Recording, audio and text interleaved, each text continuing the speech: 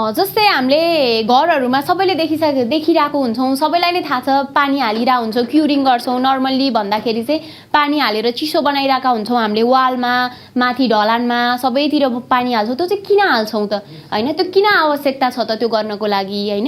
किन भन्दाखेरि चाहिँ हाम्रो जुन र सिमेन्ट, हजुरहरू सबैले बुझ्ने भाषामा भन्छु म होइन, जुन सिमेन्ट आउँछ बोरामा धुलो, त्यो सिमेन्ट चाहिँ सुरुमा चाहिँ हामीले छाम्दा चिसो हुन्छ। हजुरहरूले मेसो पाउनु भयो होला, चिसो हुन्छ। तर चाहिँ त्यसमा चाहिँ हामीले पानी हाल्यो भने चाहिँ त्यो तातो हुन पुग्दिन्छ होइन। त्यो हामीले चाहिँ सिमेन्टलाई चाहिँ पानीसँग मिक्स गऱ्यौँ भने हिट अफ हाइड्रेसनको प्रड्युस हुन्छ।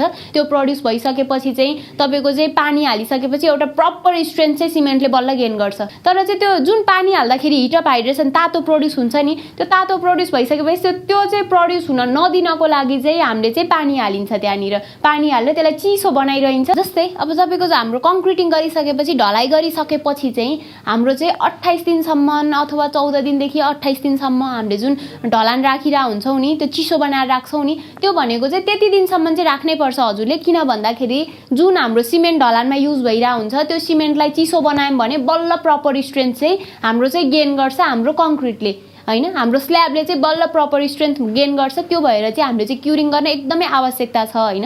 जस्तै तपाईँको चाहिँ क्युरिङ कहाँ गरिन्छ त भन्दाखेरि, हाम्रो सिमेन्ट जहाँ जहाँ युज हुन्छ त्यहाँ चाहिँ क्युरिङ गर्नै पर्छ। अब जस्तै वालको कुरा छ, एउटा वालमा गर्छौँ, ब्रिक वालमा गर्छौँ होइन, अनि तपाईँको प्लास्टरमा गर्छौँ, अनि तपाईँको स्ल्याबमा गर्छौँ, धेरै ठाउँमा क्युरिङ गर्छौँ। तर क्युरिङ गर्ने प्रपर टाइम के हो त भन्दाखेरि चाहिँ, जस्तै तपाईँले ब्रिक वाल इट्टाको गाह्रोमा चाहिँ क्युरिङ गर्दै हुनुहुन्छ भने चाहिँ 10 दिन चाहिँ एकदमै गर्नै पर्यो। सधैँ 10 दिन चाहिँ हामीले क्युरिङ गर्नु पर्यो, पानी हालिरहनु पर्यो।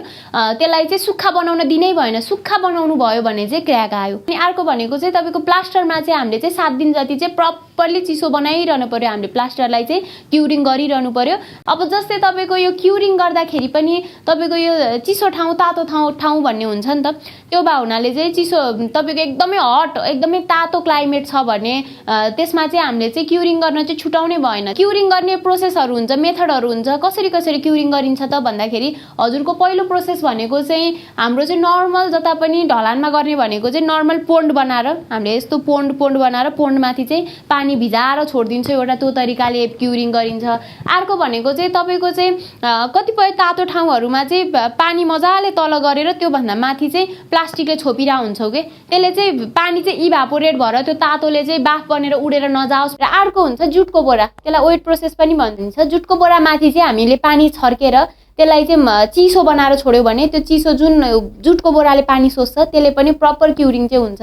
त्यसरी पनि जुटको बोराले छोपेर पनि क्युरिङ गरिरहेको हुन्छौँ। कतिपय ठाउँमा चाहिँ स्प्रिङ्कल, तपाईँको स्प्रिङ्कल भनेको एग्रिकल्चरहरूमा युज हुन्छ नि। तपाईँको यसरी फन घुमेर वरिपरि चिसो छरिरहेको हुन्छ नि, त्यसरी क्युरिङ गर्नुभयो भने पनि एकदमै बेस्ट हुन्छ तपाईँको होइन। एग्रिकल्चरहरूमा यस्तो गरिरहेको हुन्छौँ, त्यो यसरी घुमेपछि चाहिँ चिसो छरिरहेको हुन्छ। त्यसले चाहिँ हामी नभएको बेलामा पनि क्युरिङ चाहिँ भइरहेको हुन्छ, चिसो पाइरहेको हुन्छ हाम्रो स्ल्याबहरूले होइन। त्यसैले क्युरिङ गर्दा चाहिँ हजुरहरू एकदमै ध्यानपूर्वक ध्यान दिएर होइन क्युरिङ गर्नु होला। क्युरिङ गरिएन भने चाहिँ भोलि हजुरको भित्तोहरूमा क्र्याक आउने ओर्ने, पोरस हुने त्यस्तो समस्याहरू चाहिँ बढिरहेको हुन्छ। त्यही भएर क्युरिङ चाहिँ एकदमै प्रपरली हजुरले गर्न पर्यो।